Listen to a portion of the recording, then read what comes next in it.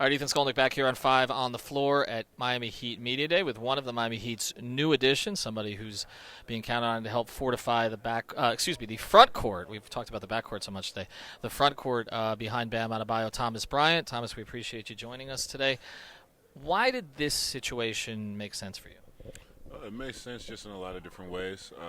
I feel like the Heat culture embodies of what I believe in, of just, having, first of all, being in tip-top shape, holding yourself accountable and bringing that grit, the grind, and the grittiness that you need in order to win a game out here in the NBA competitive level. You've had situations in your career where you've gotten a lot of playing time for a period of time, a month, maybe more than a month, and then others where you haven't. For you, what has been kind of the difference between the times that you have and you haven't? Has it just been circumstantial, and what do you think you need to do to show, okay, I'm going to be on the floor here for 6 months into the playoffs. I'm going to be a core part of a rotation. Yeah, I think it's just playing the cards that you have at hand. In life there's difficult situations that you have to go about, and how are you going to deal with them?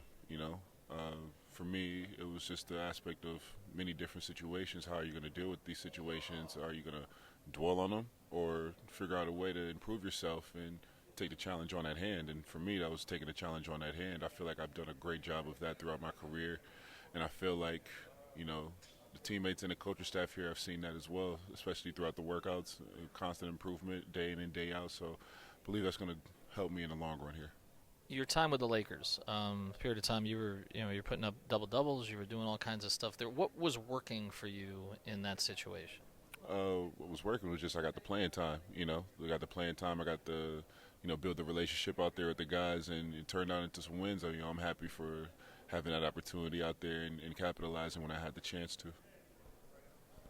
So, Thomas, a lot of people, after they picked you up, have wondered, because everybody knows that you can shoot the ball, and I think a lot of fans have wanted to see sort of a double big pairing, and I think fans saw some of that with Kevin Love last season when they added him. Do you think you can fit into a similar type of mold where you can play alongside a guy like Bam and kind of play sort of a stretch big mold, even though I know that's not all you do? You're a great rebounder, great screener, great inside out, but do you see yourself as somebody who can play backup five and play next to Bam as well? Absolutely. I see myself being able to do both. I feel like both of our games complement each other from a great way. We've actually tried it before in summer workouts a little bit here and there, so we've opened up the possibility of it, and whether coach uses it or not, I'll be ready for it. And if he does use it, I feel like we will have a really great advantage against teams. Using what me and Bam both bring to the court out there. I feel like it'll result in a lot of wins for us. Yeah, that's always the caveat here, because I feel like we do this at every media day. We're like, okay, we got another big who could play. Is he going to get some minutes next to Bam? Then we go to the season, and there's a 6'7" guy playing next to Bam, because it seems like that's the way Spo wants to go.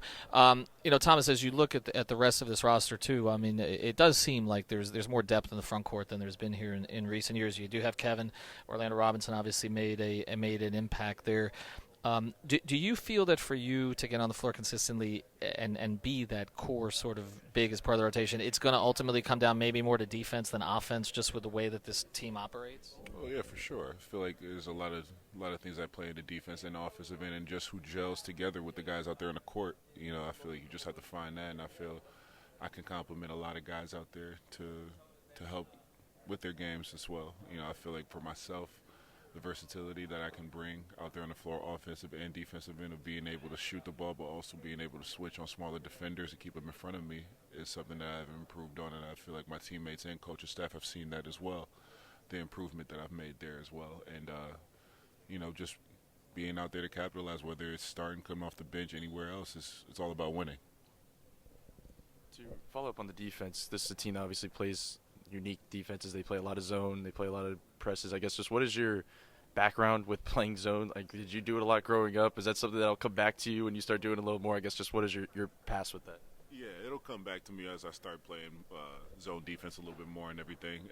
The concept of just playing in it before. I played in it before in high school and college as well. Being from Rochester, I've been close enough to see the Syracuse Orangemen, and they do their 2-3 zone as well, being out there with the great Jim Boeheim, who was a coach there, and just seeing that. So I've got a good familiarity with the zone defense and being that guy in the middle or on the wing. So for Heat fans who don't know you that well off the floor yet, you seem like kind of a laid-back, chill guy. Is that a way to describe you? Yeah, I'm a real laid-back, chill guy. I'm all about business, my work ethic. I'm all about basketball, work, but also love music. I draw, do little things like that. Big TV and movie guy, anything like that. But main focus is always about basketball. That play at hand. I'm always watching film, always trying to improve on things, seeing what I can do from last year and going into this year. What can I improve on, do better at, things like that. So a big TV and movie guy. All right. So give us. Yes. The second. Hold on one second. Two Netflix series we need to catch up on, and 2 movies. Was that your question? Well, I don't really have 2 Netflix shows, but my 2 shows that I love watching, that I binge watch all the time, are Billions.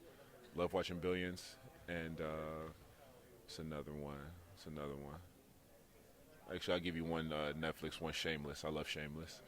Yeah. Billions isn't too over the top for you? No. No, love Billions.